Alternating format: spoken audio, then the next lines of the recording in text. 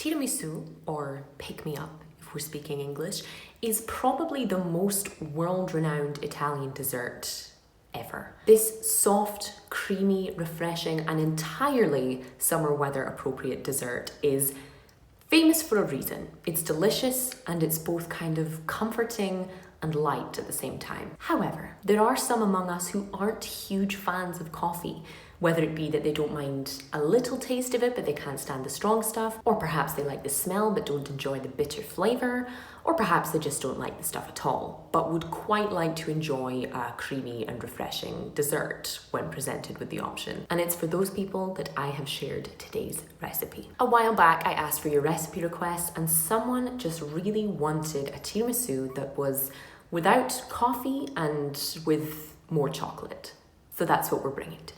In today's recipe video, I want to show you how to make this double chocolate tiramisu with all of the same lightness and summer appropriateness that a regular tiramisu has. Nothing heavy, nothing stodgy, but delivering properly on that chocolatey promise.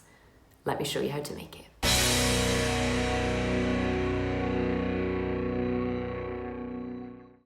The first step in tackling tiramisu is creating the soak for your little sponge fingers. Traditionally, this is made with just strong coffee or sometimes coffee and a little bit of liqueur, but in our recipe, we're just going to use a big generous dose of cocoa powder and just a little pinch of sugar made up with some hot water. Or if you have your own fancy hot chocolate, like something made with a velvetizer or hot chocolate machine, feel free to use that. It's essentially going to be a kind of watery hot chocolate. Delicious, I know. And you're just going to want to pour this into a kind of wide saucer or bowl just to cool down while you prepare the rest of your tiramisu. And we're just going to set this aside for a little bit. While your chocolatey soak is cooling, it's time to take on the eggs. For this recipe, you're just going to need 2 large eggs and you're going to want to separate the yolks from the whites. You can do this however you like, through your hands with one of those funny strainers, or as I like to do, living dangerously, balancing it from shell to shell. You're going to want to have the whites in one bowl and the yolks in another. But we're going to set the whites aside for just a second while we get our yolks all whisked up. To this, we're just going to add a small amount of sugar. Tiramisu really doesn't need much, especially when it comes to the creamy element, as the sponge fingers tend to be quite sweet on their own. You're going to want to grab an electric whisk or just a hand whisk, whichever you prefer. I can't afford a gym membership, so this is my form of exercise for the week. And you're just going to want to kind of beat this until it's smooth and creamy and ribbon-like as it falls off of the whisk.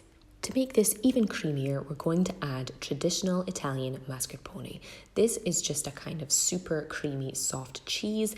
You could use ricotta or cream cheese, but it just wouldn't really bring the same level of richness and milkiness that mascarpone brings. You're going to want to whisk it just until it's kind of light and airy, nothing more than 30 seconds to a minute at most, and set that aside while we fluff up the egg whites. For this, you can just wash the same whisk.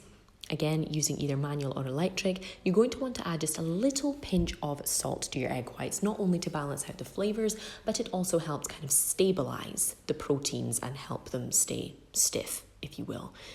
Moving on. You're going to want to whisk it again just until the egg whites reach this kind of soft peak stage. Nothing crazy like you would for a meringue, just until they're fluffy and standing up of their own accord. Then, just as the sun comes in and ruins your lighting, you're going to want to pour all of these fluffy egg whites into your fluffy egg yolky mascarpone stuff and whisk it until it's one homogeneous, smooth, creamy, luscious mixture like this, looking a bit like a cheesecake filling. Now it's time to put our cooled chocolate soak to the use with our little sponge fingers. If you're based in the UK, these may be called sponge fingers or trifold sponges. Where I am in Italy and elsewhere in Europe, I believe they will be called savoiardi biscuits or savoiardi sponges. And you're just going to want to prepare your dish. I like to use wine glasses, but if you have a big kind of Pyrex dish, you can use that. And you're just going to want to put in a couple of tablespoons of your kind of creamy mixture just to kind of settle on the base.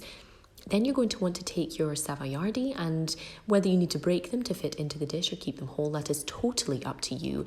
And you're just going to want to soak them for just a few seconds in that kind of chocolatey soak. You don't need to kind of drench them or drown them until they break apart, but just enough to kind of get rid of that crunchy exterior. And just plonk them in on top of your cream.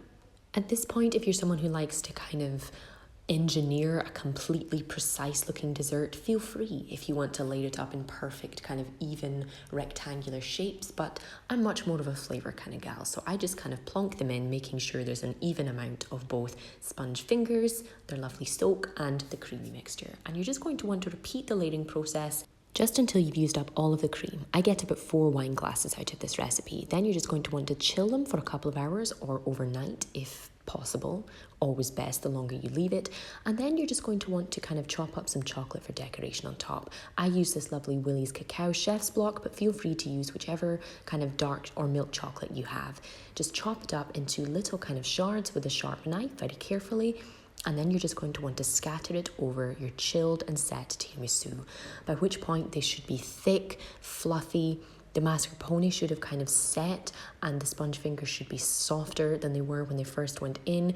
Enjoy this as it starts to get warm outside or after a lovely dinner. I hope you enjoy this as much as we have. I can't get enough.